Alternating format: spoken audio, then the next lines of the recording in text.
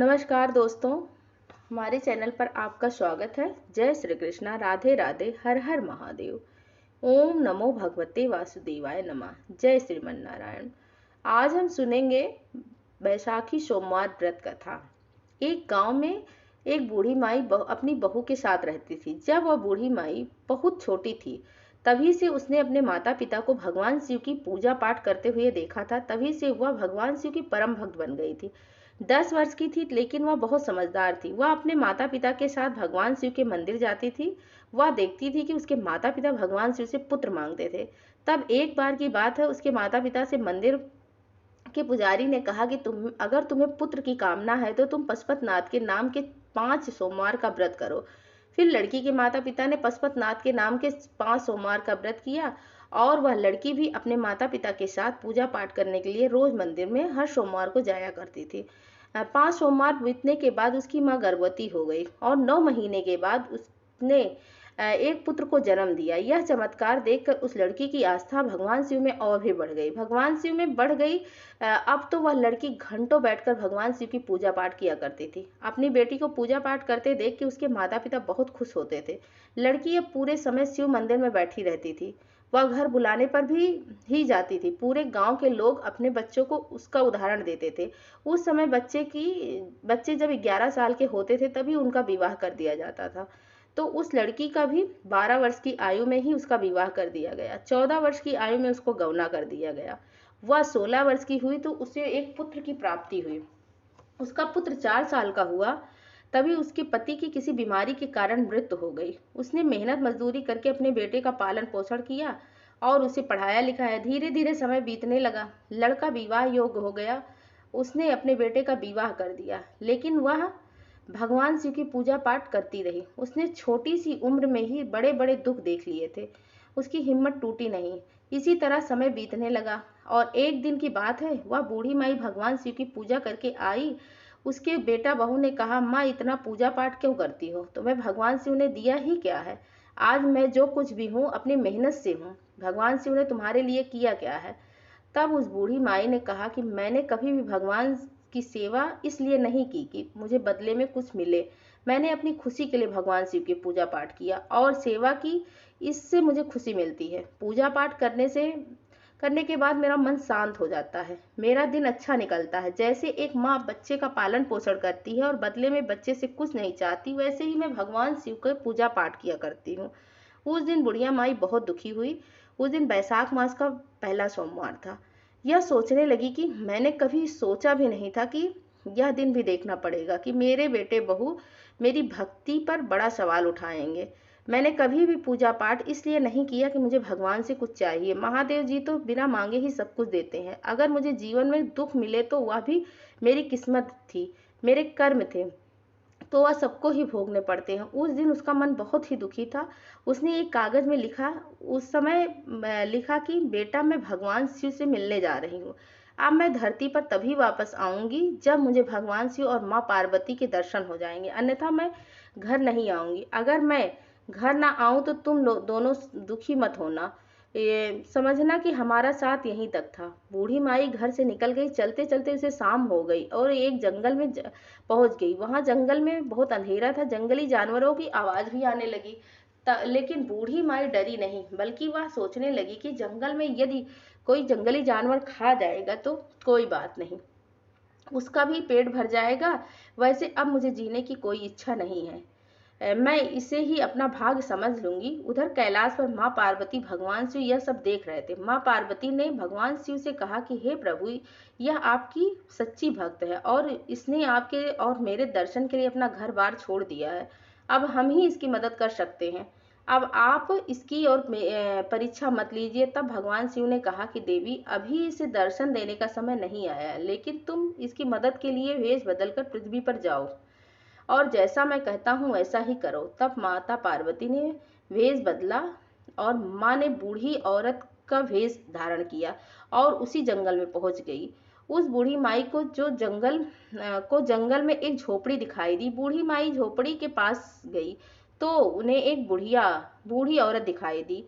वह औरत और कोई नहीं बल्कि माँ पार्वती ही थी। उस बूढ़ी माई ने माँ पार्वती से कहा, बहन आज रात मुझे यहाँ आश्रय दे दो।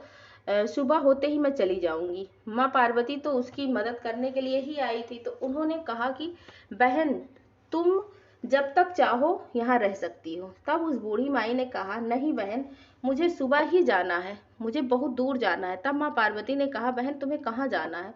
तब बूढ़ी माई ने कहा, मुझे भगवान शिव और माँ पार्वती से मिलने जाना है।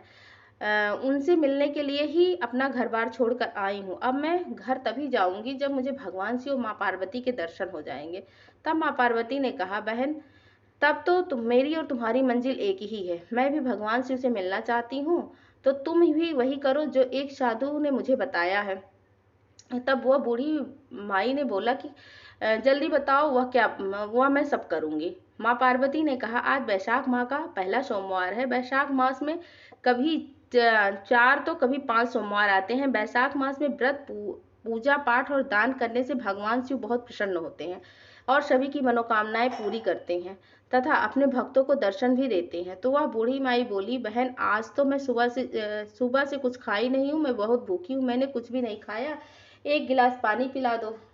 तब माँ पार्वती ने बूढ़ी माई को झोपड़ी में बिठाया और खाने को कंदमूल फल दिए। दोनों व्रत खोलकर शिव जी की बातें करते करते सो गई।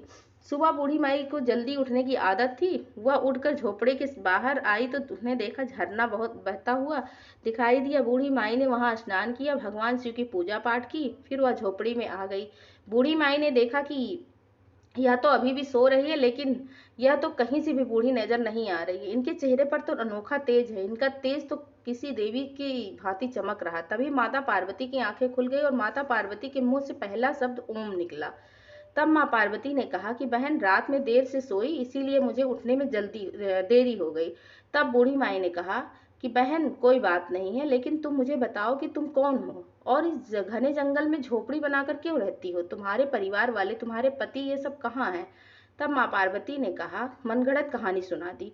इसी तरह समय बीतने लगा। पूरे वैशाख मास में भी उन्होंने स्नान किया और भगवान शिव की पूजा पाठ किया। वैशाख के सोमवार का व्रत किया।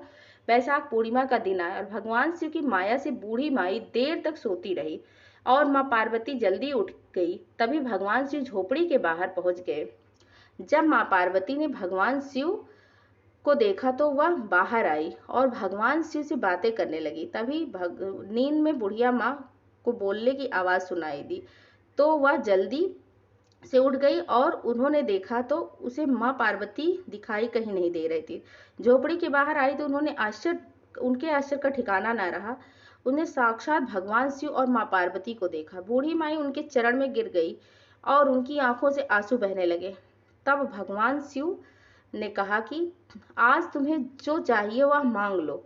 तब बूढ़ी माई ने कहा, हे देव, मेरे साथ इस घड़ी में एक बूढ़ी औरत थी, वह भी आपके दर्शन करना चाहती थी, लेकिन वह कहीं दिख नहीं रही है। तब माँ पार्वती ने मुस्कुराते हुए बोला कि बहन वह बूढ़ी औरत कोई और नहीं, वह बूढ़ी माई मैं ही हूँ। हे भगवान, हे माता, मैंने कभी भी आपकी पूजा पाठ इसलिए नहीं की कि मुझे बदले में कुछ चाहिए, लेकिन मेरे बहू बेटे कहते हैं कि मुझे जीवन में दुख के सिवा कुछ और नहीं मिला है, लेकिन आपकी पूजा पाठ से मुझे तो जो खुशी मिली है वह किसी दौलत से कम नहीं है। हे प्रभु, मैं इतना चाहती हूँ कि आपके लिए मेरी भक्ति हर जन्म में इसी तरह बनी रहे, साथ ही मेरे बेटा बहू को सद्बुद्धि मिले ताकि वह भी आपका पूजा पाठ कर सके। तब भगवान शिव ने कहा, ऐसा ही होगा। भगवान शिव ने बूढ़ी माई से कहा, तुम एक क्षण के लिए अपनी आंखें बंद करो। तो बूढ़ी माई ने अपनी आंखें बंद कर ली। जब आंख खोली तो उसने खुद को अपने घर में पाया। उसका टूटा फूटा घर अब सुंदर महल बन चुका था। जब बेटा बहू ने अपनी माँ को देखा तो उनके चरणों में गिर पड़े और अपनी गलती की क्षमा मांगने लगे। कहा, माँ, यह सब आपके पूजा पाठ का ही और भगवान शिव माँ पार्वती की कृपा से हुआ है। जब यह खबर गांव वालों को मिली कि बूढ़ी माँ को माँ पार्वती भगवान शिव के दर्शन हुए हैं, तो पूरा गांव उनके दर्शन के लिए उमड़ पड़ा।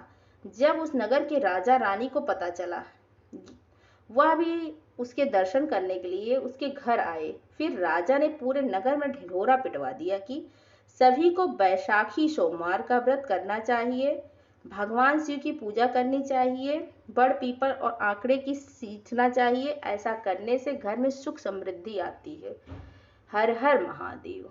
जय माँ पार्वती। जय श्री कृष्णा। राधे राधे। हर हर महादेव। ओम नमो भगवते वासुदेवाय नमः। जय श्रीमन नारायण।